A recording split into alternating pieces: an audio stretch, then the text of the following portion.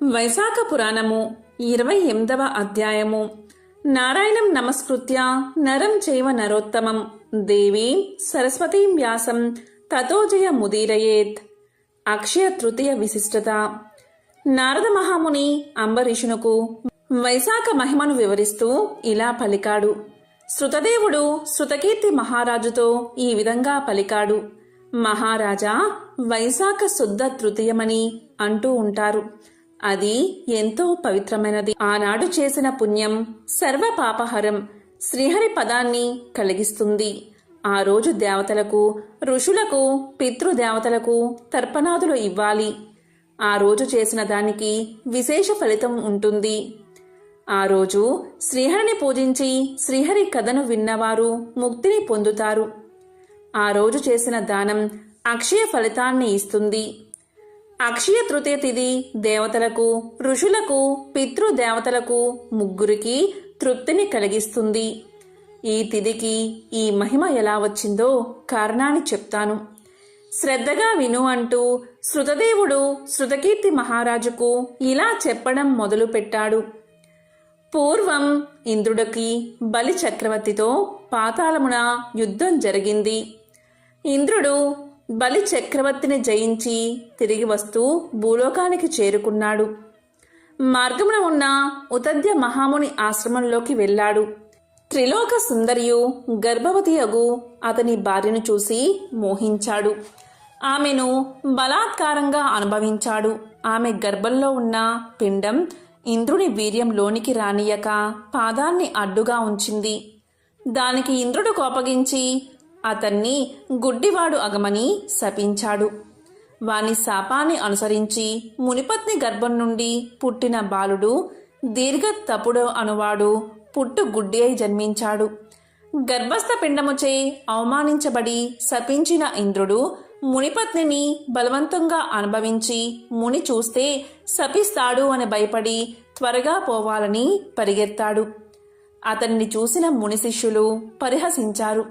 ఇంద్రుడు సిగ్గుపడి మేరు పర్వత గుహలో దాక్కున్నాడు. ఇంద్రుడు ఇలా మేరు గుహలో దాగినట్లు తెలుసుకుని బలి మున్నగు రాక్షసులు అమరావతిని ఆక్రమించి దేవతలను తరిమి కొట్టారు.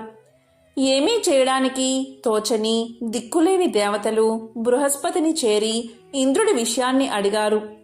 బృహస్పతి దేవతలకు ఇంద్రుడి పరిస్థితిని వివరించి ఇంద్రుడు సచీ సహితుడై మేరు పర్వత గుహలో ఉన్నాడని తెలియచేశాడు.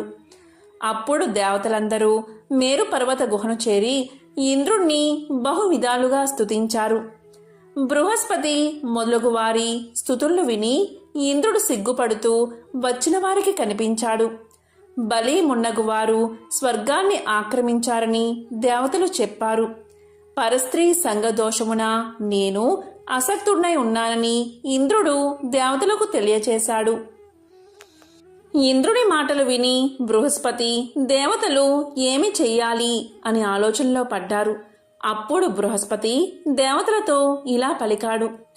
ప్రస్తుతం శ్రీహరికి మిక్కిలి ఇష్టమైన వైశాఖ మాసం గడుస్తూ ఉంది. ఈ మాసంలో అన్ని తిథులు పుణ్యప్రదాలే. అందులోనూ శుక్ల పక్షమునందలి తృతీయ తిథి చాలా శక్తివంతమైనది. ఆ రోజు చేసిన స్నానదానాలు ఉత్తమ ఫలితాన్ని కలిగిస్తాయి, సర్వ పాపాలను పోగొడతాయి. కాబట్టి ఆనాడు ఇంద్రుణ్ణి వైశాఖ ధర్మాలు ఆచరింపచేస్తే ఇంద్రుడి పాపం పోయి పూర్వపు బలం, శక్తియుక్తులు మరింతములై వస్తాయని తెలియచేశాడు. అందరూ కలిసి బృహస్పతి చెప్పినట్లుగానే ఇంద్రుడిచే అక్షయ తృతీయ నాడు ప్రాతకాల స్నానము, తర్పణాదులు, శ్రీహరి పూజ, కథాశ్రవణము మున్నగువాన్ని చేయించారు. ఇంద్రుడును అక్షయ తృతీయ ప్రభావమున శ్రీహరి కృపచే మిక్కిలి శక్తిమంతుడై దేవతలతో కలిసి బలిని, రాక్షసులను తరిమి అమరావతిని గెలుచుకుని ప్రవేశించాడు. అప్పుడు దేవతలు యజ్ఞ యాగాదుల యందు తమ భాగాలను మరలా పొందారు. మునులు రాక్షస వినాశనం వల్ల నిశ్చింతగా తమ యజ్ఞ యాగాలను, వేదాధ్యయనాదులను కొనసాగించారు. పితృదేవతలను యథాపూర్వంగా తమ పిండాలను పొందారు.